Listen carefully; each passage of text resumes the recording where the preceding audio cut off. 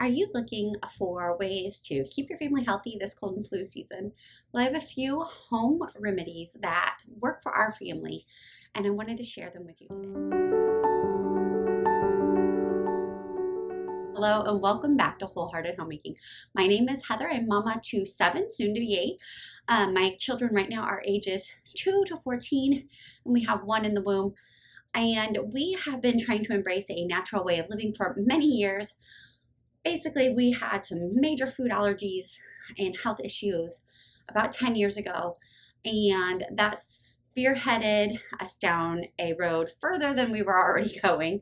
We're not ultra crunchy, but we do try to avoid certain over-the-counter medicines and things like that. We don't eschew all medical, because sometimes I'm just very grateful for modern medicine. We need it for various things. But today I wanted to share with you a few home remedies that I love.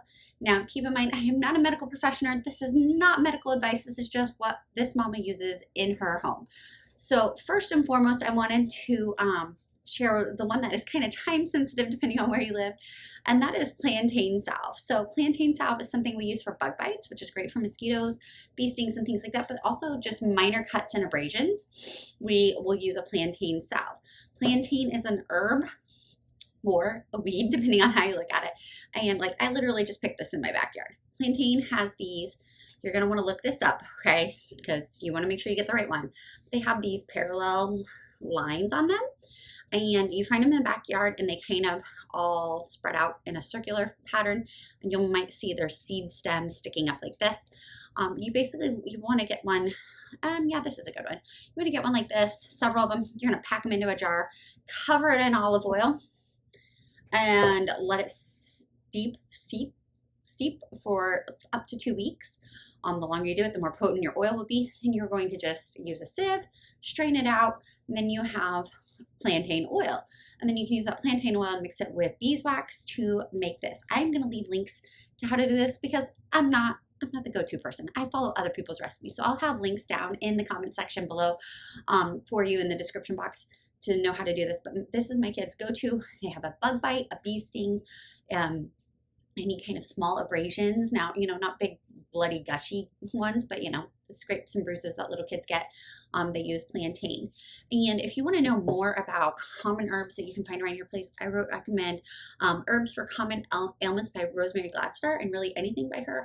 I had more books by her, but we lost them. Ironically, all of my herb and health books were lost in our great mold infestation in January. But plantain salve is a great one, but you do want to get it before it starts to frost because you're not going to find it then. All right, the next one is more pertinent to cold and flu season, and first off is just honey. Now you can see this is Great Value brand. This is Kroger. It's raw honey. I would love to buy local, and sometimes I do, but the cost is just not always there for us. But raw honey, spoonful of it helps for colds, sinus things. Put it in your tea, put it in just hot water. Use it as your sweetener and other things. Honey can go a long way to help with all kinds of flu and cold symptoms because of all the antihistamines in it. So I recommend you getting some raw honey. You want to get something that's not overly processed. If you can get local, that's ideal. But I do use my honey in a couple of different things. So first thing I use honey in, I'm actually not doing this year, but is I ferment garlic. So like I said, I'll have a link below, but fermented garlic is basically you're putting garlic in a jar, not in this whole form. You're gonna take the paper off and have just the cloves, or you can crush it. And then you're gonna put it into the honey and let it ferment for however long. And it's gonna sit on your counter, and then whenever you're feeling cold, sickness, you can eat a spoonful of the honey. You can have the garlic. My oldest is 14, and she does not like getting sick, so she would swallow those garlic cloves whole, man. She's a trooper. However, this is not my kid's favorite way, as you can imagine, to eat it. It's really good to put in other foods too, but it's not a favorite of our family. So this year we are trying from Kate from Venison for Dinner is fermented lemons. And so I have in here I sliced up the lemons. I did it really thin for the most part, and then covered it with honey. And then every couple days I invert it, and you do the same with the garlic honey. And I give it a little burp, just like you do with any other lacto fermented item. And then you can already kind of see that my honey is real watery. It's got the lemon juice in it. Oops, I'm dripping. But it's really good. But then you have a lemon honey that you can eat much more. It's much more palatable. So, thumbs up there. Or you can eat the lemons whole. You can put it in your hot water. That will take some of the, some say when you put fermented foods into hot things, then you kind of lose some of the properties of it. You lose the probiotic part. I figure it's still better than a lot of other things. And so that is a great remedy for colds, sinuses. Since I am currently pregnant, my midwives don't want me taking a lot of certain things, but this is something I know I can have because it's just lemons and honey. And so that is a great option. The other thing we make with honey is elderberry syrup. We also make elderberry gummies. Now, again, if you have a child under 2, they don't recommend using honey because, not because of choking hazards, as some people think, but because of botulism. And so you do want to keep that in mind. There are lots of options for under 2 if you need to. I have not found that I needed to for my under 2. I just stick with steam baths and things like that, you know, that really help them. Speaking of cold and flu, that elderberry syrup, you see it everywhere. It's wonderful, very helpful. You can take more when you are currently sick, or you can just kind of take it as a preventative and take a little bit every day, which is kind of what we do when cold and flu season hits. We do make it in gummies, but because of the size of my family, that's just like, it takes a lot more effort to make enough gummies. Like, I think I made 100 little tiny gummies, but then our kids got sick. So like we went through 100 gummies in less than a month. They did find it more palatable for my little kids. However, they have no problem taking just the juice, the syrup that we make.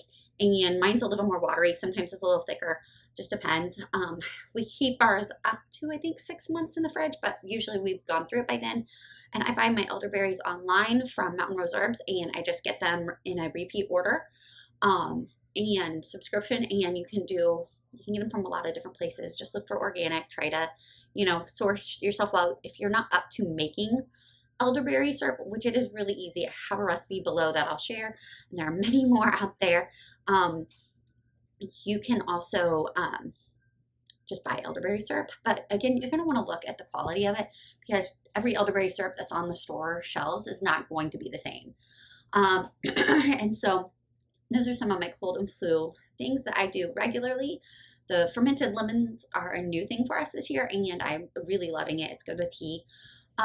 The other thing that I keep on hand is olive oil and garlic, because when kids have ear infections, I make a garlic oil, and that's super easy. Again, I'll leave a link below. I'm not a medical professional. Talk to your medical professionals because there are certain cases where you don't want to do a home remedy for an ear infection.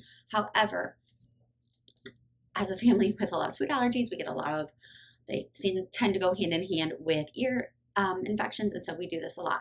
However, I will also say, if you have breast milk available to you, that is hands down the #1 remedy for like everything. It is good for skin irritations. It is good for ear infections. I even had our doctor recommend breast milk in the ear for ear infections. So, sorry. So I recommend garlic oil, or you can get, what am I trying to say? You can use breast milk if you have it available to you, which at the moment I don't. But this is a great way. It doesn't last as long, so you don't want to make a big old batch. You want to make it in small batches as needed, because you also can kind of warm it, and that helps in the ear, the warming of it. Not too hot. I mean, there's a lot of precautions, so I want you to read the links. Talk to your doctor before you do anything. But garlic oil has been a huge help for our family and helped with a lot of ear infections, and it just requires some garlic and some oil and a pot. And then the last remedy I was going to share is actually a store-bought one that is something that we do for fevers. Now, our family has kind of a rule about fevers. You talk to your doctor about what is safe. We had talked to our DO about this a while back, and she agreed with our remedies. But we tend to not give Tylenol unless we need to, because a fever is there to do something. It's there to kill whatever is attacking your body, right? And so now with little kids, I don't mess around too much. Once it gets over 101, I get a little more picky, and I will tend, depending on the child and their size and their age, and a lot of other things, I will give over-the-counter medicine. However, my first line of defense is rest, hydrate, electrolytes. I like to make a homemade electrolyte with lemon and water. lemon water, salt, sea salt preferably, and what else did I put in? Oh, lemon water, honey, and salt. And that is a great way to kind of get them going, especially after a flu bug or something like that. Then we might use lime oil on their head. I distill it, or I don't distill it. I dilute it quite a bit. I am very picky about using essential oils. We do not just blast them 24/7 in our house.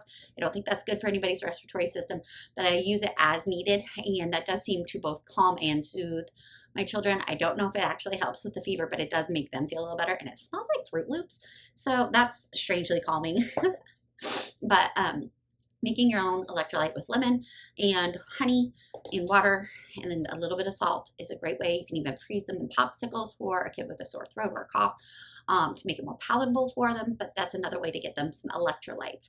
And then the very last thing that I have for you as far as a cold and flu season remedy is about stomach bugs. I don't know how effective this truly is. It's something we've done.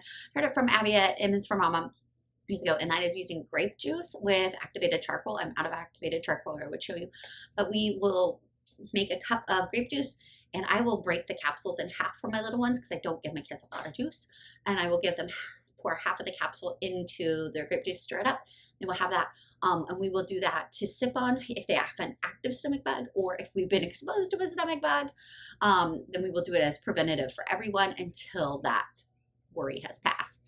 And so those are a few of my remedies that I use for cold and flu season that I try to keep on hand just for emergencies. And so, like I said, I'm not a medical professional. I'm just a mom with a lot of kids who tries to keep things on hand and tries to keep us from going to the doctor. In the past 5 years, out of my 7 kids, I have taken one child to the doctor one time for a major infection that home remedies just could not help. Otherwise, we have been blessed to be very healthy. We don't need a lot of other remedies. There are so many in this book and many other Rosemary Gladstar books, and there are great things to have. I just haven't had the need. Another thing for fevers is peppermint. We do a lot of peppermint tea in the winter, and that helps. And we keep up with our elderberry. My kids aren't taking a vitamin every day. I know that sounds bad. I just can't afford to for the most part. And so we do it as we can. And then we keep up with whole foods, staying hydrated, plenty of rest, elderberry syrup during those peak seasons, and that's kind of what we do. We also try to get a lot of sunshine and get outside. We live in Indiana, so it's kind of 50-50 in the winter, but when there's sunshine, you better bet we are getting out there in it because the vitamin D is good.